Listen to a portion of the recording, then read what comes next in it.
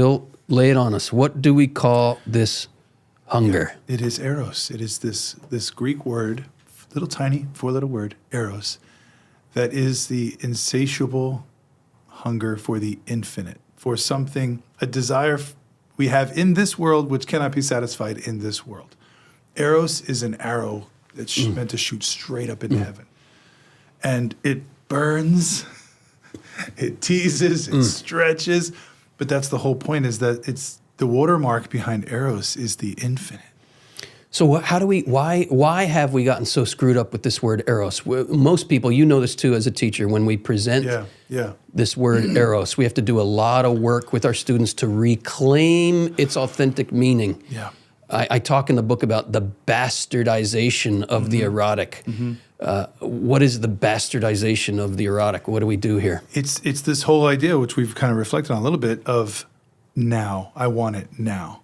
I want it to be a temporal fix. I want to be able to wrap my hands on it. Yeah. I want it in my terms. On my terms now, I want to possess it. But this is the whole riddle, you know, not the cruel trick, but the cruel trick is that you can't possess. Yeah. Because it's pointing to him. And you can't possess him. You can't lock him in. You don't live, he doesn't follow your terms. So not to possess it, but to be possessed by it. But to allow him to pull us on this pilgrimage up and out of ourselves. And all the while, through the whole journey, I always had this image of like salmon running upstream, like flowing upstream. As Griegel says, right, as this torrent of beauty washes over us, that's the great adventure. You start grasping at something, especially if you're in a rapids water, you're going to go under real quick. Yeah. The moment you try to possess the branch, the rock, the tree to stop, you're going to drown. So Eros is meant to open to the infinite, so you open yourself and you just go all the way up.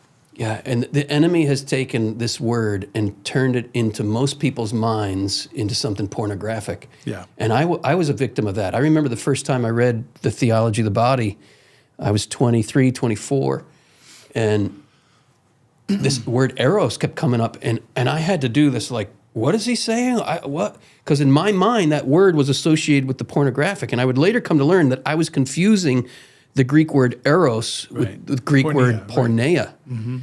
And JP2 is like, no, do not surrender Eros to the pornographic realm.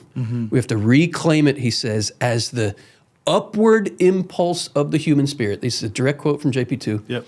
The upward impulse of the human spirit towards what is true, good, and beautiful. I love what Francis de Sales says here. So beautiful, yeah. This is all chapter 1. This is all chapter 1. So packed. But actually, before I get to Francis de Sales, can you read for us on page 27, right down towards 2/3 down, Conte La Mesa reminds us. Raniero Cardinal Conte La Mesa, he's the papal preacher. Oh, this is fantastic. Right? He was the papal preacher for JP2, Benedict, and now Francis, Yeah, just quick news flash here. We're quoting John Paul II, Benedict XVI, Cardinal Conte La Mesa. So these are we're not making this stuff quite up. reliable sources of Orthodox Catholicism. Conte La Mesa reminds us is that Christ has, quote, come to save the world, beginning with Eros, which is the dominant force. Boom. Yeah, he names it. Eros is the dominant force. And Christ came to save the world through it, not to throw the wet blanket over it and say, no more of that now, be nice, be good, follow these rules, don't look over there, right? But to get into it and to your point. And to redeem it. Redeem and redirect it and free us. I mean, it is so liberating that we can enjoy the gifts and realize like, it was you I was looking for. Yeah. And I'm tracing the outline here. I don't have to reject it.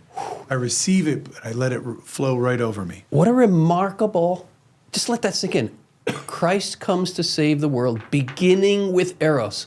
Salvation begins with Eros. What a remarkable statement. It means we don't have to be afraid of our deep hunger and thirst. We need to learn how to feel it and direct it towards what we really are hungry for. And that's what Christian liturgy is. And then we can find our home in statements like this from St. Francis de Sales, this is page 29, about halfway down. In the words of St. Francis de Sales, Eros is the desire in us that, quote, passionately rushes toward divinization.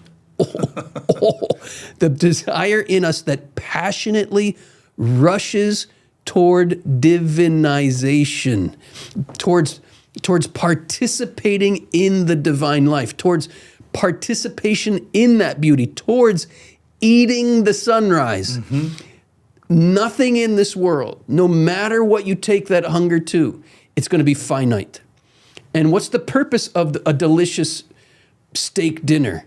It's to give you a little glimmer of the infinite feast for which you are made. And then de Sales uses such a tender image here, which just sings to my heart. And this is like it's almost like a test of our hearts, the way we receive this, as to how much we are in touch or not in touch with the beauty of the human body, with the goodness of creation, and with our own thirst. And it's the image of a baby at the breast. Would you read that for us, Bill, starting at the bottom of page 29? Yeah, it's phenomenally tender and beautiful. And I think, Christopher, you're right. It is a bit of a litmus test on how do we have a knee-jerk reaction? Are we a little start from right there where he says, bottom of page 29. 29. This is St. Francis de Sales. What a union of our hearts there shall be with God there above in heaven. He continues by explaining that in eternity... No, there's a couple lines still down there. Oh, I missed it. Yep. In eternity... So here's his quote. After these infinite desires of the true good never assuaged in this world, we shall find the living and powerful source thereof. Okay, so pause there for a moment. So these... I never heard it pronounced assuaged. Is that... Oh, yeah, assuaged. Maybe I went British on you there. I would say assuaged. Right. But whatever. Tomato. What he's saying is nothing in this world is going to satisfy that thirst. Satisfy the thirst. But after this world, we have this real possibility of, not just possibility, this is what, if we say yes to the wedding invitation of the Lamb, if we learn how to reorient our desires by God's grace towards what we really hunger and thirst for, this is what we can expect. And he uses this beautiful image. And notice now that he's using images. Yeah. He's using physical encounters and connections. Then, truly, as we see a hungry child closely fixed to his mother's breast, greedily press this dear fountain of most desired sweetness, so that one would think that either it would thrust itself into its mother's breast, or else suck and draw all that breast into itself. So our soul, panting with an extreme thirst for the true good, when she shall find that inexhaustible source in the divinity. Oh, good God. Oh, good God. I love it. What, he says, a holy and sweet ardor to be united and joined to the plentiful breasts of the all-goodness, either to be altogether absorbed in it, or have it come entirely into us. Glory, Exclamation point. Glory.